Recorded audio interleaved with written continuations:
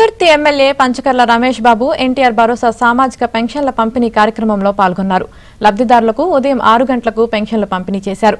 గడిచిన 3 నెలల పెన్షన్ కలుపుకొని 7,000 రూపాయల పెన్షన్ అందిస్తున్నామని రమేష్ బాబు తెలిపారు.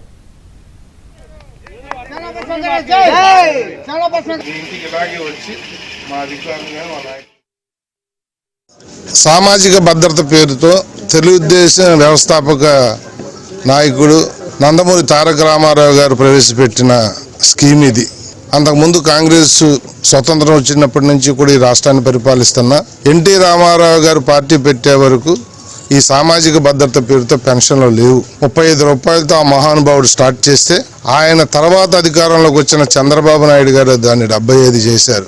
ఆ తర్వాత రాజశేఖర రెడ్డి గారు 200 చేస్తే మళ్ళీ చంద్రబాబు నాయుడు గారు ముఖ్యమంత్రి అయినప్పుడు 14లో ముందు 1000, 200 నుంచి ఒకేసారి 1000, ప్రభుత్వ కాల పరిమితి అయ్యేలోపు 2000 చేసి 10 రెట్లు పెంచిన ఘనత, పేదవాడి బాధ కష్టం తెలిసిన వ్యక్తిగా దాన్ని 2000 చేసిన వ్యక్తి మహానుభావుడు చంద్రబాబు.